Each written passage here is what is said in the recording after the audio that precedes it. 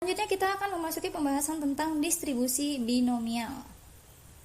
Kita kembali ke kasus yang tadi ya, yaitu ketika kita memilih 3 orang secara acak dari penonton di pertandingan antara Barcelona versus Real Madrid. Tadi ruang sampelnya itu seperti ini, ada 8. BBB, BBR, BRB, RBB, RRB, RBR, BRR, dan RRR. Dan tadi kita punya variabel random bernama X, yaitu X itu adalah jumlah fans Barcelona yang terpilih, dan nilainya berkisar antara 3 sampai 0. Nah, karena pertandingannya diadakan di kandang Barcelona, maka 80% penonton adalah fans Barcelona, dan 20% penonton adalah fans Real Madrid. Nah, sekarang coba kita perhatikan tadi jumlah fans Barcelona yang terpilih ya. Untuk X sama dengan 3, maka probabilitasnya adalah 0,512. Untuk X sama dengan 2, maka probabilitasnya adalah 0,384. Untuk X sama dengan 1, maka probabilitasnya adalah 0,096. Dan untuk X sama dengan 0, probabilitasnya adalah 0,008. Coba diperhatikan. Terus kenapa ya? Ada nggak polanya di sini? Coba kalau kita ubah sedikit rumus yang di kanan ini, kita ubah sedikit ya. Ini di kanan ini kan ada probabilitas untuk X sama dengan 3, untuk X sama dengan 2, untuk X sama dengan 1, dan untuk X sama dengan 0. Untuk X sama dengan 3, di sini nilainya adalah 0,8 kali 0,8 kali 0,8. Sama saja dengan 0,8 pangkat 3. Untuk X sama dengan 2, nilainya adalah 0,8 kali 0,8 kali 0,2 ditambah 0,2 kali 0,8 kali 0,8 ditambah 0,8 kali 0,2 kali 0,8. Itu sama saja dengan 3 kali 0,8 kuadrat kali 0,2 pangkat 1. Dan yang ketiga, untuk X sama dengan 1, 0,8 kali 0,2 kali 0,2 ditambah 0,2 kali 0,8 kali 0,2 ditambah 0,2 kali 0,2 kali 0,8 itu sama saja dengan 3 kali 0,8 pangkat 1 kali 0,2 pangkat 2. Dan yang terakhir, probabilitas X sama dengan 0,2 pangkat 3. Kita tulis ulang ya seperti ini. Nah, sudah kelihatan polanya? Kita lihat pengalinya. 1 kali, 3 kali, 3 kali, 1 kali, 1, 3, 3, 1. Oh, itu dulu apa ya namanya ya? Kemudian 0,8 pangkat 3, yang bawahnya 0,8 pangkat 2, yang bawahnya 0,8 pangkat 1. Yang bawahnya lagi nggak ada, pangkat 0 berarti. 0,2-nya juga sama, pangkat 0, pangkat 1, pangkat 2, pangkat 3. Nah, inilah yang disebut sebagai distribusi binomial. Suatu distribusi binomial memiliki probability mass function atau fx sama dengan kombinasi nx dikalikan p pangkat x dikalikan 1 min p pangkat n min x. Jadi di sini dari rumus ini fx, x ini adalah nilai dari variabel random x kita. Misalnya kayak tadi 3, 2, 1, 0. Nah, itu nilai x-nya. Kombinasi n, x. N ini adalah jumlah total percobaannya. Kalau misalnya tadi kita memilih 3 orang. Nah, 3 orang yang kita pilih itulah N-nya. Dari 3 orang itu, bisa jadi kita ingin mencari tahu berapa sih probabilitas 2 dari 3 orang adalah fans Barcelona. Jadi 3 di sini, jumlah orang yang kita ambil atau jumlah percobaan, ini kita lambangkan sebagai N. Distribusi binomial ini sesuai namanya binomial, ini memiliki 2 kemungkinan untuk setiap percobaannya ya. Bisa P, bisa Q, sebut saja seperti itu. Contohnya yang tadi, seseorang itu bisa fans Barcelona, bisa fans Real Madrid, contohnya begitu. Suatu percobaan dengan 2 kemungkinan, ini bisa jadi kita sebut sebagai termasuk ke dalam distribusi binomial. Contohnya seperti yang tadi itu. Nah, di sini dari 2 kemungkinan tersebut, salah satunya kita sebut sebagai P, terus yang satunya kita sebut sebagai Q. Yang mana yang P, yang mana yang Q, kita sesuaikan saja dengan soalnya. Misalnya tadi soalnya X itu adalah jumlah fans Barcelona, berarti P-nya adalah probabilitas seseorang itu fans Barcelona. Jadi jangan dibalik ya. Jadi Q-nya berarti adalah yang satunya, yaitu yang fans Real Madrid. Kalau misalnya tadi kasusnya anak perempuan, anak laki-laki. Nah, anak perempuan, anak laki-laki, kalau X-nya itu adalah jumlah anak laki-laki, seperti di soal sebelumnya, maka P-nya itu adalah probabilitas seorang anak itu adalah anak laki-laki. Q-nya berarti satunya, probabilitas seorang anak itu adalah anak perempuan.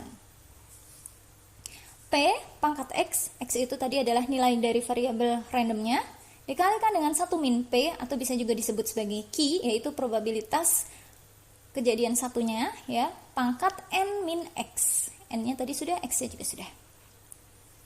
Ini distribusi binomial kita bisa notasikan sebagai B N, P, binomial N, P, kita sebut variabel random X sebagaimana didistribusikan dalam B N, P. N, P di sini adalah parameter dari distribusi binomial. Oke, apa ciri-cirinya X itu merupakan variabel binomial? Jadi, variabel random discrete X adalah variabel random binomial jika suatu eksperimen atau percobaan dilakukan dengan cara yang persis sama, sebanyak N kali. Jadi, diulang sebanyak N kali, caranya juga harus sama. Pada setiap percobaan hanya ada 2 kemungkinan. Yang satu kita sebut sebagai sukses, yang satu kita sebut sebagai gagal, atau apalah, bebas ya. Misalnya tadi yang satu fans Barcelona, yang satu fans Madrid, yang satu anak laki-laki, yang satu anak perempuan, dan seterusnya. Jadi hanya ada 2 kemungkinan. Masing-masing N percobaan tersebut adalah percobaan yang independen, jadi tidak saling mempengaruhi. Nah, contoh percobaan yang tidak independen seperti apa misalnya? Misalnya ada satu buah kotak, isinya ada 5 bola putih dan 5 bola merah. Kemudian diambil sebanyak 2 kali tanpa pengembalian. Jadi pada pengambilan pertama diambil ya. Nah, pada pengambilan kedua ini tergantung pada pengambilan pertama. Kalau pada pengambilan pertama yang terambil adalah bola merah, maka probabilitasnya nanti pada pengambilan yang kedua berubah. Kalau pada pengambilan pertama yang terambil bola putih, probabilitasnya berbeda. Ya, jadi tergantung pengambilan pertama tadi hasilnya merah atau putih. Nah, itu adalah contoh percobaan yang tidak independen. Berarti kalau yang seperti itu tidak termasuk ke dalam distribusi binomial. Nah, syarat termasuk dalam distribusi binomial adalah N percobaan tersebut adalah percobaan yang independen. Jadi kalau contohnya tadi kotak berisi bola, bolanya harus dikembalikan supaya percobaan pertama tidak mempengaruhi percobaan kedua. Probabilitas dari sukses atau P bernilai sama untuk setiap percobaan, jadi tidak boleh berubah. Probabilitas kegagalan atau Q adalah 1 min P. Nah, percobaan yang seperti ini adalah percobaan yang disebut sebagai Bernoulli trial, yaitu percobaan yang dilakukan sebanyak N kali, hanya punya 2 kemungkinan, percobaan setiap eksperimennya independen, dan nilai probabilitasnya tidak berubah dari satu percobaan ke percobaan berikutnya. Ini disebut sebagai Bernoulli trial. Dan variabel random X ini adalah jumlah sukses pada N percobaan. Oke, kita lihat contohnya. Sebuah koin diperberat sedemikian rupa sehingga peluang untuk mendapatkan gambar menjadi 70%. Misalkan koin dilempar 2 kali dan X adalah jumlah gambar muncul. Apakah X adalah variabel random binomial? Berapakah probabilitas X sama dengan 2? Oke, kita lihat di sini ya. Koin dilempar 2 kali. Jadi ada 2 kali percobaan. N sama dengan 2. Nah, di sini ketika melempar koin, hasilnya ada berapa kemungkinan? Hanya ada 2 kemungkinan ya, yaitu gambar atau angka. Oke, ini mirip hampir memenuhi Bernoulli trial ya, hanya ada 2 kemungkinan. Kita cek lagi nih. Kalau tadi Bernoulli trial syaratnya probabilitas dari satu percobaan ke percobaan berikutnya tidak boleh berubah. Sama nggak nih probabilitas ketika koin itu dilempar 1 kali, dilempar 2 kali, sama nggak nilainya? Berubah nggak? Enggak ya, nilainya tetap sama, yaitu 70% keluar gambar.